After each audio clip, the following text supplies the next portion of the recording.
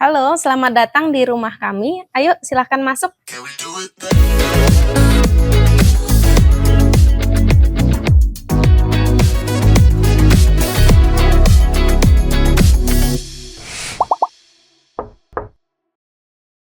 Nama saya Rika, biasanya kalau kesibukan saya kerja di kantor ya. Saya lebih ke di bagian sales. Bangunan ini sebenarnya baru dibangun baru. Jadi dari kafling dibangun, kita mulai tinggal di Februari tahun ini, berarti 2025 sudah hampir 1 tahun ya. Kalau untuk desainnya sih kita terserah yang desain. Kita cuma menginformasikan kebutuhan kita apa aja, kayak misalnya perlu ruangan yoga, ruangan kantor tempat kerja, sama 2 tempat kamar tidur gitu ya. Sisanya terserah yang desain. Kalau misalnya ada beberapa yang kita kurang pas, paling sesuaikan saja.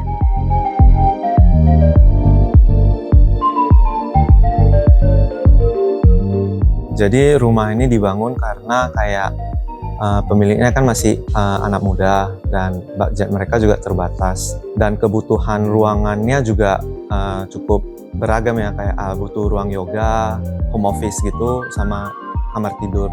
Jadi kayak karena keterbatasan lahan dan budget, kami pikir tuh daripada mendefinisikan setiap ruang punya satu fungsi, jadinya kita kayak pengen bikin kayak ruangan terbuka yang dimana fungsi tersebut bisa diatur oleh penggunanya. Dan untuk kedepannya apabila kayak mereka jumlah keluarganya untuk bertambah banyak, mereka masih memungkinkan untuk mereka tuh untuk menambahkan ruang-ruang kecil di rumah ini gitu. Contohnya untuk kalau misalnya ada tambahan anak dan lain-lain gitu.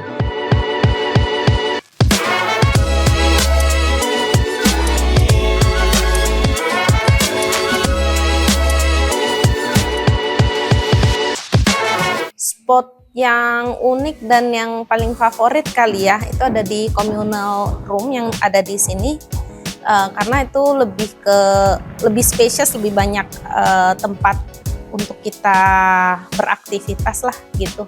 Sama ada taman kiri kanan, jadi ada angin yang masuk dan keluar. Sebenarnya sih kayak konsep utama itu di communal space di lantai dasar, di mana tuh kayak ruang-ruang itu bisa dibagi oleh kayak dinding parsial kayak tirai gitu. Kemarin sempat kayak ada keterbatasan budget, ya kita pakai tirai untuk kayak supaya klien tersebut bisa menyesuaikan fungsi mereka saat ini gitu. Secara arsitektur tuh mungkin kita coba untuk bikin sesuatu yang biasa aja, tapi itu bentuknya tuh muncul karena dari fungsi ingin membuat kayak ruang-ruang yang tanpa fungsi tersebut. Jadi kayak semuanya itu kita pakai bahan-bahanan yang mungkin kayak low maintenance, dan itu ruang-ruang service kayak kamar mandi, tangga, dapur, gudang, dan lain-lain gitu. Sedangkan yang ruang tengah ini tuh kebanyakan dari kaca dan catnya warna putih, jadi lebih ringan. Kalau untuk kayak spesifik style biasanya tidak dilibatkan dalam kayak proses desain sih, tunggu sendiri.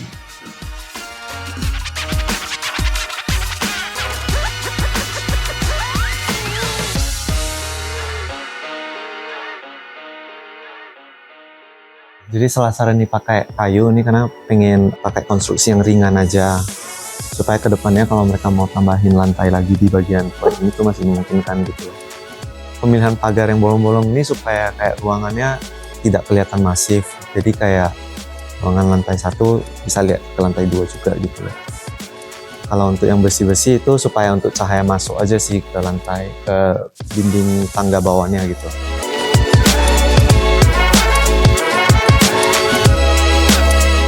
Yang lihat dari depan sih unik, karena memang dari luar secara kompleknya memang kita kan beda karena memang bangun dari kafling. Cuma kalau feedback saat orang masuk ya tadi itu, kalau fasadnya memang untuk desain kamprot ya bilangnya ya, itu unik tampilan fisiknya. Kemudian saat di dalam memang dikasih tahu tanpa kita menggunakan AC pun kita di dalam nyaman, adem. Tantangannya sih enggak, awalnya sih pengen kayak bahan-bahan finishing yang low maintenance aja sih. Jadi kayak aku pikir kayak acian, tapi kayak Nuda ini tuh kayak punya kayak kualitas warna yang mungkin lebih konsisten ya. Jadi kayak coba diaplikasikan di project ini.